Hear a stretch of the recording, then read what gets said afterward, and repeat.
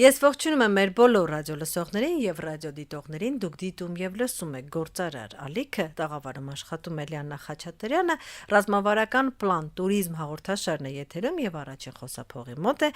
Աննա Մազմանյանը, կառավարման փորձագետ։ Բարև ձեզ։ Բարև ձեզ։ Հաղորդումը սկսելուց առաջ արեցիք մի շատ հետաքրքիր տերմին, ավելի ճիշտ մեջ բերեցիք, գաստրոդիպլոմատիա։ Ես իրականում առաջին անգամ եմ լսում այդ տերմինը, այսօր խոսելու ենք հենց գաստրո հայերեն ինչպես կլինի։ Դիվանագիտություն։ Գաստրոդիվանագիտություն, ճիշտ է, ես առաջին անգամ լսում գաստրոդիվանագիտություն տերմինը եւ դժվար է մի քիչ պատկերացնում դա ինչ է։ Նախ ինչ է իրենից ներկայացնում գաստրոդիվանագիտությունը։ Շատ շնորհակալություն, ուրեմն ես հիշում եմ դեռ 10 տարի առաջ, երբ նոր սկսում էին պրոյեկտները այստեղ Հայաստանում, ինձ շատ դժվար էր, բացատրել ինչ եմ անում, ինչի համար եմ անում, ինչ տեսլական ունեմ, ոնց եմ ինձ պատկերացնում, այս ամբողջ զարգացումը ու իհարկե շատ կենտրոնացած է, թե ոնց ենք մենք այս ամեն ինչը մեր մասին արտահանելու եւ ոնց որ մեր մասին պատմելու աշխարհին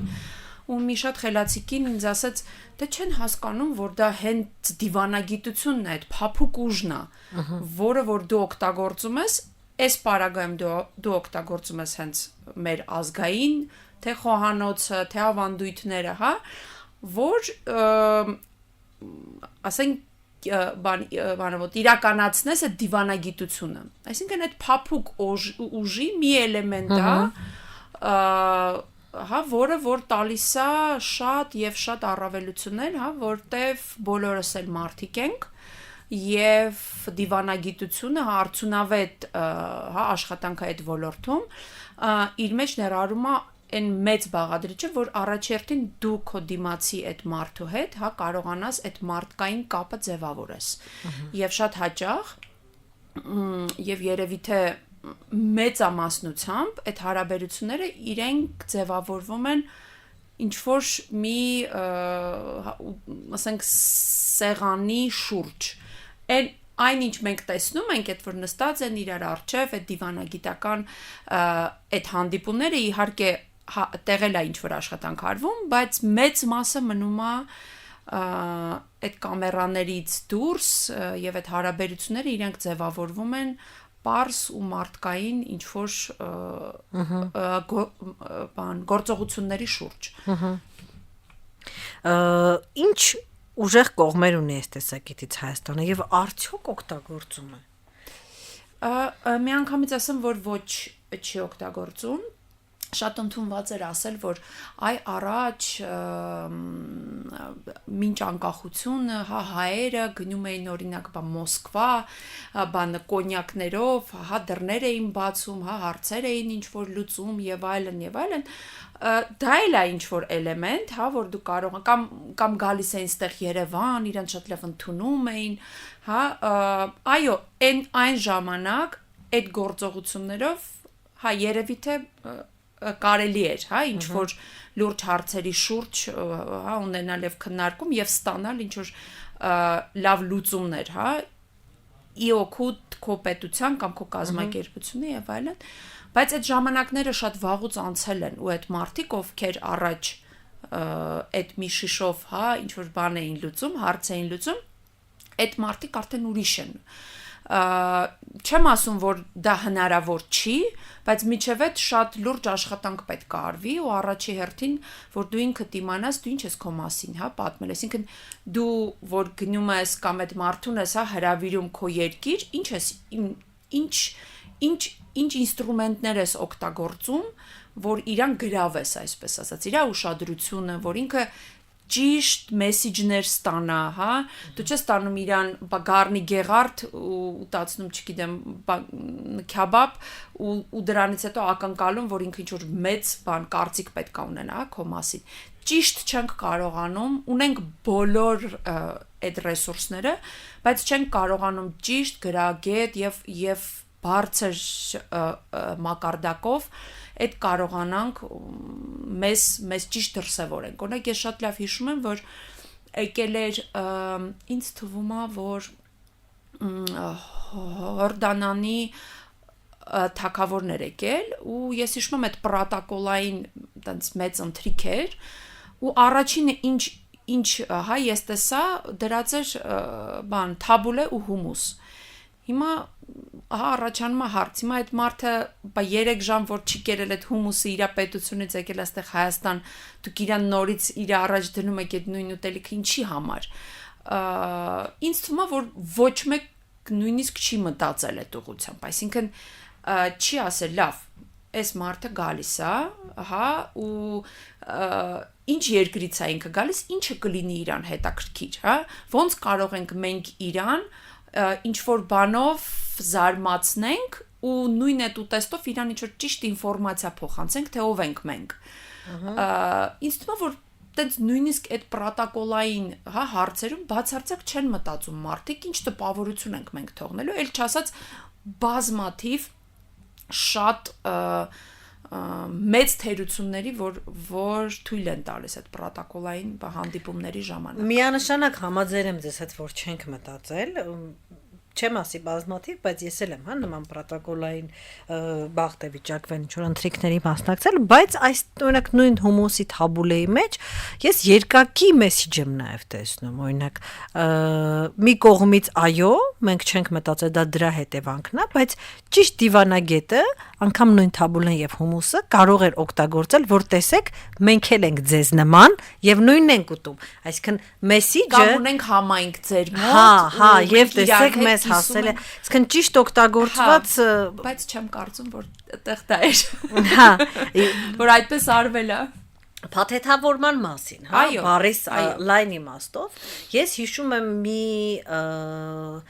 հարևան երկրներից մեկի կողմից, հենց Իրանի կողմից նվերներ էր, էլի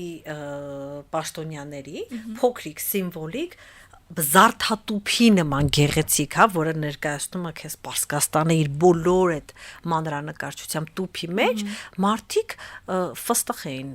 նվիրել։ Այսինքն ինքը Իրանից որ նայում ես այդ մեջի ուտելիքը, ես իմ ինչ չի ներկայացնում կամ օրինակ իրանք շատ սիրում են այդ քաղցր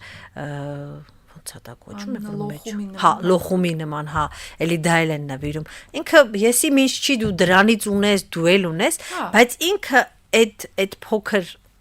սիմվոլիկ նվերը փաթեթավորում է մի հատ շատ ճոխ սիմվոլով, որը դու նայում ես այդ տուփին, դու հասկանում ես Իրան։ Դու հասկանում ես արևելյան մշակույթ։ Միանշանակ չնայած մեջի ֆստխը, չգիտեմ, կոմոդ սիթիում լցրած է կիլոգրամներով, հա։ Բայց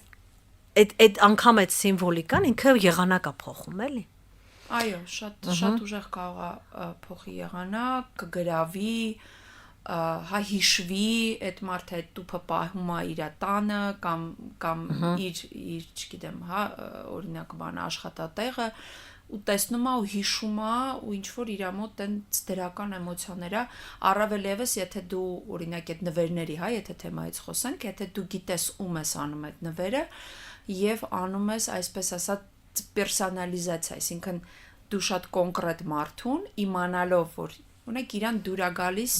հա ինչ որ բաներ, օրինակ որ ես էի աշխատում այստեղ Հայաստանում, բան չեմ ասի ում, բայց մի դիվանագետի գիտեի որ ինքը բաներ է, հա, հավաքում մարկաներ։ Ու մենք նվիրեցինք իրան բան հայկական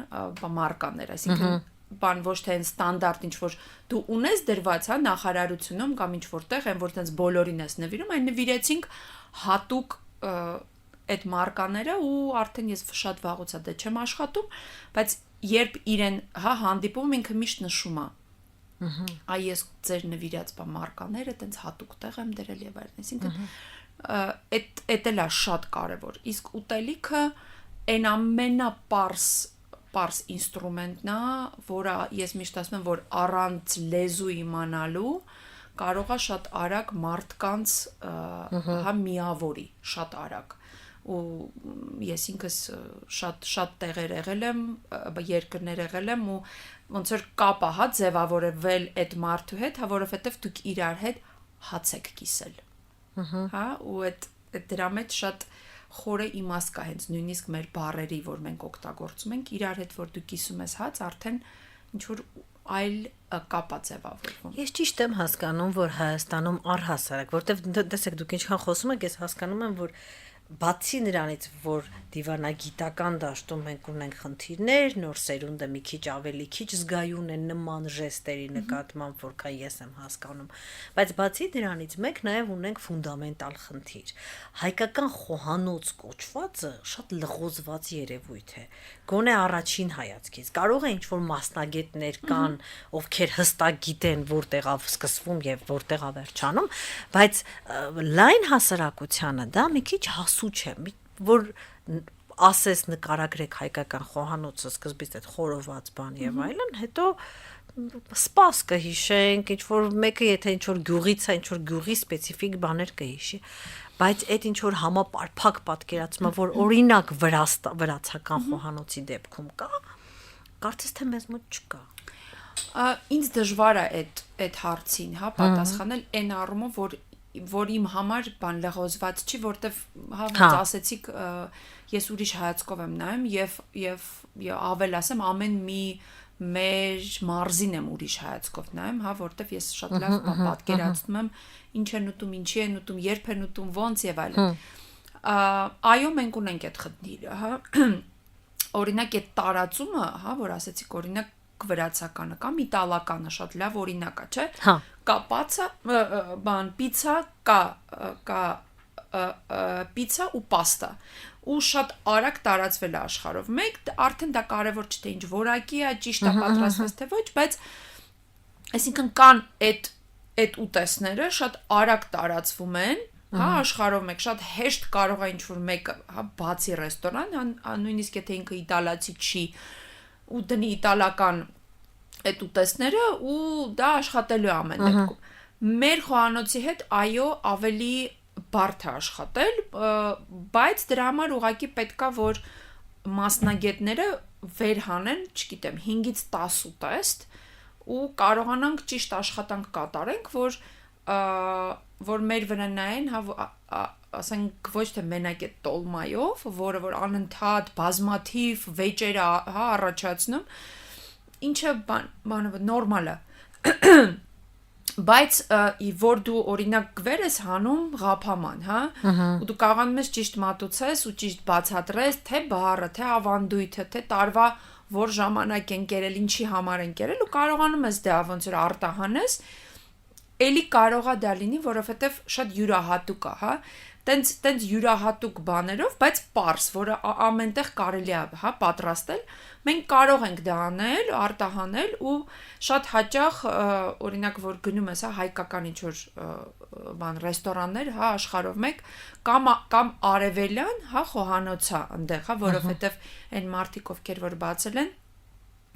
իրանք կամ լիբանանահայ են, հա,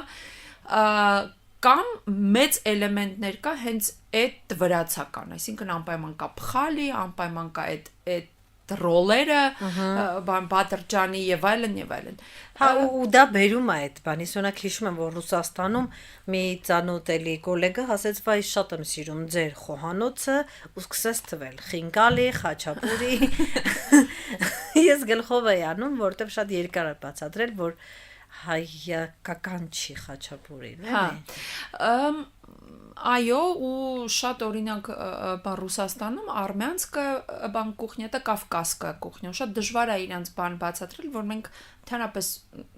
բան Կովկասի ազգել չենք, էլի, ու մնաց մեր խոհանոցը լիներ բան Կովկասյան։ Դա հետևանքն է նրա, որ մարդիկ գնում են հեշտ ճանապարհով, այսինքն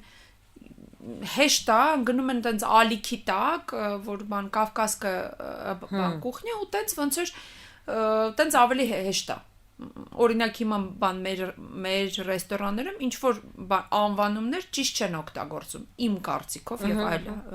հա մարդկանց որ օրինակ չգիտեմ բան իման բայալդիա գրած օրինակ ինչի՞ չեք գրում օրինակ չգիտեմ այնտեղ այ լազան, հա, որովհետև բան տենց գիտեն մարդիկ ու տենց ավելի մեզ հեշտ է,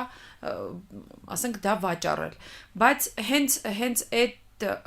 օրինակ դիվանագիտությունը հենց դրանում է կայանում, որ դու կարողանաս քեզ ճիշտ արտահայտես, քո մասին ճիշտ պատմես։ Չի կարելի ասել, որ օրինակ բան թայլանդական, հա, ուտեստները շատ հեշտ ուտելիքներ են, ու հեշտ պատրաստվող են, հա, աշխարհով մեկ, բայց Թայլանդը ժամանակին դա քաղաքականություն էր, մեծ գումարներ, հա, հատկացրեց, որ աշխարհով մեկ բացվեն իրանց, հա, հենց ազգական խոհանոցի տեղեր ու դա արվում էր հենց պետության կողմից ու դա այդ ամբողջ այդ քաղաքականության մեծ մաս էր, որ մարդիկ ճանաչեն, այո, ճանաչեն այդ դրատակա եւ տուրիզմը եւ դիվանագիտությունը եւ այլն, ինքը հեշտ խոհանոց չի, հեշտ չի ուրիշ երկրում, հա, գտնել նույն մթերքները, նույն որակի ու կարողանալ տալ մոտ այդ երկրի ուտելիքներին, բայց իրանք դա արեցին։ Այդ ամենաբարդ օրինակներից է կարող է դա տևեց 10 տարի կամ չգիտեմ եւ այլն, բայց հիմա չկա, հա, Եվրոպայում կամ աշխարհում ինչ որ մի մեծ քաղաք կամ նույնիսկ փոքր քաղաք, հա, որտեղ չկա թայլանդական ինչ որ հա նույնիսկ փոքր տենց ռեստորան։ Տենցտեղ չկա, ամեն տեղ դա բացվել է ու դա բնականաբար ազդում է օրինակ տուրիզմի վրա, որ մարդիկ ասում են ինչ հետաքրքիր է անպայման գնանք Թայլանդ կամ հավանում են կամ չեն հավանում այդ արդեն դե երկրորդ հարցն է, բայց դուք տեսեք ինչ ինստրումենտ է, նույնը արեց Պերուն, էլի պետությունը շատ հստակ իր առաջ դրեց այդ խնդիրը, որ իրանց եւ խոհանոցը եւ մթերքները, հա, որպես այդ խոհանոցի մեծ բաղադրիչ եւ օրինակ, չգիտեմ, օրինակ բան, ալկոհոլային խմիչքները, որ վաճառվեն աշխարհով մեկ, դրա համար ինքը իր առաջ դրեց այդ նպատակը, որ իր խոհանոցը պետք է դառնա աշխարհահռչակ։ Իհարկե իրեն շատ օգնեցին, շատ գրագետ եւ լավ շեֆ խոհարարները, հա, որոնք հիմա աշխարհում տոպերն են իրանք, հա, բայց դա պետության կողմից է արվել, դա հենց ինչ որ մեկը չի մի օր արթնացել ու որոշել լավ ռեստորան բացի ու դարձնի իրենց, հա, ազգային այդ ուտեստները բան աշխարհահռչակ, ոչ, դա ուղիղ այդ պետության լուրջ մշակված քաղաքականություն էր, որը բերեց լուրջ արդյունքների։ Մենք չունենք նման քաղաքականություն։ Գոնե երկրի ներսում։ Ինձ թվում է, որ նույնիսկ մոտավորապես չունենք։ Նույնիսկ մոտավորապես։ Իսկ մենք այդ ուղղությամբ անգամ չենք էլ մտածում, ճիշտ եմ հասկանում։ Նայեք, այդ նույնը, հա, ոնց որ են մնացած, հա, ոլորտները, որ դու մտածես այդ ուղղությամբ, դու պետք է դրա մասին իմանաս, այսինքն ունենաս այդ գիտելիքը, դու տեսնես, որ դու կարող ես դա անես, դու իմանաս ոնց ես դա անելու ու արդեն այդ ռեսուրս գտնել, թե գումար գտնել, թե մասնագետ գտնել, այդ արդեն բան 10-րդ տեղում է գտնում։ Բայց այն մարդիկ, ովքեր որ կայացնում են այդ որոշումները, բացարձակ չեն պատկերացնում, արդեն չգիտեմ, ինչ ես այստեղ ինչ որ բան պրոյեկտներում չեն պատկերացնում, թե ինչ պետք է արվի, չեն տեսնում հա նույնիսկ դրա թե առավելությունը, թե կարիքը չի ձևավորվում այդ խնդիրը։ Իսկ եթե դա չի ձևավորվում, ուրեմն նաև չկա լուծում։ Շատ լավ, իրականում ես առաջարկում եմ գաստրո դիպլոմատիայի մասին շարունակենք էլի խոսել, որովհետև ինքը հետաքրքիր ես վախենամ ասպեկտներ ունի, որոնք կողմեր ունի, որ մենք չենք հասցրել այսօր լուսաբանենք, բայց քանի որ վերջում ունենք դեռ 5 րոպե, ես անպայման ուզում եմ թեմայից դուրս շեղվել եւ մի այսպիսի հարց փորձենք քննարկել, քանի որ վերջին շրջանում դուք էլ հավանաբար հետևում եք լրահոսին, գիտեք, որ կրակոցների մասին լուրերը մեզնից անպակաս են, այսպես ասենք։ Ես հիշում եմ գոնե վերջի տարիներին ամեն անգամ, երբ որ, չգիտեմ, Սյունիքում դեպքեր եղան, Ջերմուկում են դեպքեր լինում եւ կարող դեպքեր չի լինում, պարզապես լուրեր են տարածվում, որ կրակում են ակտիվ։ Դա մի տեսակ մարդկանց հետ է քաշում, գոնե Երևանի բնակիչներին մարզ այցելելուց։ Առաջին անգամ նկատեցի, երբ գնացել էի Սյունիք եւ ինձ բոլորը հարցնում են, ոչ թե որ ինչպես են սյունեցիք, իսկ ինչ կար այնտեղ, որ դու գնացիր, արա հարցնում են, ոնց գնացիր, խի կարելի էր անվտանգ էր, բա չվախեցար։ Մեր երկրի տարածքում, հա, այս տրամադրվածությունը կարծես թե ընդհանրապես չի բռնում այս մեր անվերջ ֆեստիվալները մեկը մյուսի հետևից, որ փորձում ենք անենք, որպեսզի զարգացնենք туриզմը։ Որն է այստեղ ճիշտ ըստ ձեզ արձագանքելու ձևը, կամ արդյոք կարող ենք մենք ինչ-որ ձև կազմակերպենք, որպեսզի այդքան ցավագին չտանենք այս։ Չգնան մարդիկ մարզեր, չանեն ֆեստիվալներ մարզերում, եթե մենք բարբերաբար նման նորություններ ենք լսում։ Ես ունեմ շատ անձնական ստեղ պատմություն, քանի որ ես ստեղ չեմ մեծացել, այսինքն չեմ ապրել, ու ես շատ լավ հիշում եմ, որ 15 թվականին առաջի անգամ ես գնացի Տավուշ ու Սահմանամերձ գյուղեր, իմ համար ես չէի պատկերացնում, այսինքն հա դու գիտես որ կա սահման, բայց դու չգիտես որ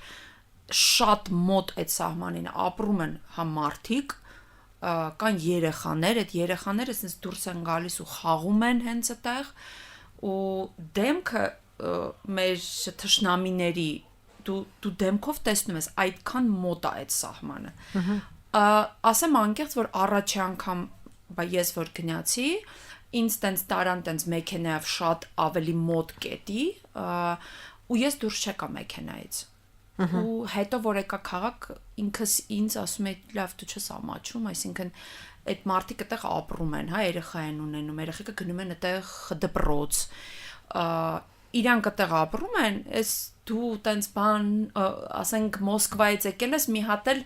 բան վախեցար ավտոյից դուրս գաս ես այդ առաջի իմ բանն էր զգացում եմ բայց ասեցի որ ես պետքա դա անպայման բանը ոտ հաղթահարեմ ու իմ հաջորդ գնալը մնալն էր այդ գյուղում ու ես մնում էի սենյակում հա որտեղ որ պատոհանի վրա կար բան կրակոցի հետք ես քնում եմ այդ սենյակում որտեղ եղել է բակարակոց ու այդ ժամանակից ես ինքս իմ համար դա որոշել եմ ու բոլորին եմ դա ասում ու իմ երեխեքն էլ են եղել այդ սահմանամերձ գյուղերում չկա տենց ուժ ասեմ կամ նորություն կամ չգիտեմ որը որ պետքա ինձ սահմանափակի որ ես իմ երկրով հա տեղաշարժվեմ Այսինքն այդ իմ անձնական որոշումն է ու նաև չկա տենց բան որը ինձ պետք է ասի չէ այ արի անենք այդտեղ Երևանի տենց կենտրոնում այդ փառատոնը դե մի քիչ լավ էլ դե կարող ես անես օրինակ չգիտեմ օրինակ Կոտայքում էլ տենց փառատոն կարող ես անես բայց տենց մի քիչ հերվոտ արդեն մոտ ես էլի այդ բաներին սահմանին այդ տենց բան վախենալու բայց ուզում եմ ասեմ որ ռազմական տեսակետից հերու ռազմական տեսակետից խնդրում եմ հա եկեք մի քիչ ռեալ նայենք էլի հա չկա ցավոք հա այնտեղը հա որ դուք ձեզ պետք է զգաք ապահով շատ փոքր է մեր երկիրը ցավոք շատ փոքր է ու հիմա նենց տեխնոլոգիաներ կան որ հա կներեք դրա համար ես գտնում եմ որ մենք պետք է գնանք եւ կազմակերպենք եւ վայելենք եւ գնանք այդ մարդկանց հետ լինենք իրանց կողքը լինենք հա իրանց համար ստեղծենք առիթ որ իրանք էլ ուրախանան, հա, իրանք ու կրակը չեն ընկե, որ իրանք են այնտեղ ապրում, իսկ մենք այդտեղ Երևանի բան կենտրոնում ասում ենք, դե լավ, այստեղ ապահով է, ոչ։ Մենք գնալու ենք, մենք այնտեղ շատ միջոցառումներ ենք, հա, բան կազմակերպելու եւ հա ես չեմ ասում, որ Աստված չանի, եթե ինչ-որ լուրջ իրադարձություն լինի ու կյանքին լինի վտանգ, ես չեմ առաջարկում, որ մենք գնանք ու հա այսպես ասած ասենք գնանք ոչ բնականաբար իսկ դրա համար էլ կա այլ դասընթացներ դուք կարող եք գնաք եւ իմանաք ձեզ ոնց պետքա պահեք հա եթե բան Աստվածյանի դուք ընկնեք այդ իրավիճակի մեջ այսինքն պետքա լինել շատ պատրաստված զգոն եւ ինքնամփոփ ոնց որ մամաս ասում է դրա համար ես համաձայն չեմ այդ մտքի հետ չեմ կարող հա մարդկանց տալ գնահատական, ինչի չեք գնում կամ ինչի եք դուք վախենում, ամեն մարդ ինքն է այդ որոշումը կայացնում, բայց թվում է այստեղ մի քիչ բան է, էլի,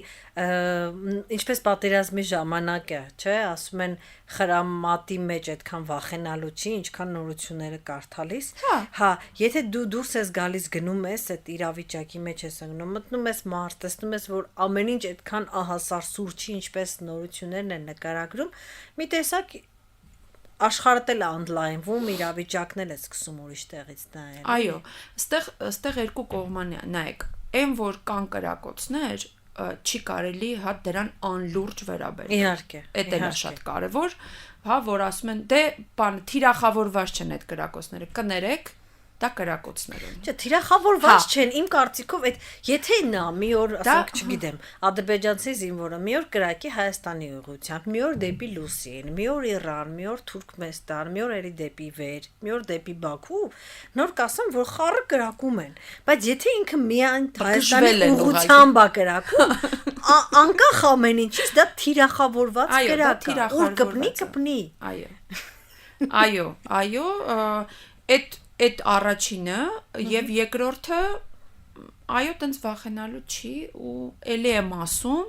չպետք է դա մեզ կանգնեցնի ու մտցնի մեր այդ ինչ որ բանը ոտ իլյուզիաների մեջ որ իսկ ստեղ մենք ապահով ենք իսկ այնտեղ ոչ դա իլյուզիա է դու պետքա քո երկրի մեջ ազատ մանգաս եւ տեղաշարժվես եւ հասկանաս որ դու նույնքան ես կիսում այդ պատասխանատվությունը, հա որքան այդ սահմանի վրա ապրողը։ Հետո ի վերջո ապահովությունը նախ եւ առաջ ապահովում է, հա բացի բանակից, տնտեսական զարգացման։ Տուրիզմը դրա անկախտելի մասն է։ Այո։ Այնպես որ պետք է նպաստել դրան։ Այո, անպայման։ Շատ լավ, շատ շնորհակալություն, հենց այս տողի վրա կարծում եմ այսօր ավարտենք մեր զրույցը, շնորհակալություն։ Մեր բոլոր ռադիոլսողներին եւ ռադիոդիտողներին հիշեցնեմ, որ դուք լսում եք կառավարման փորձագետ Աննա Մազմանյանի հեղինակային ռազմավարական պլան տուրիզմ հաղորդաշարը երկրորդ խոսափողի մոտ աշխատեց Լիաննա Խաչատրյանը, կհանդիպենք հաջորդ շաբաթ, շնորհակալություն։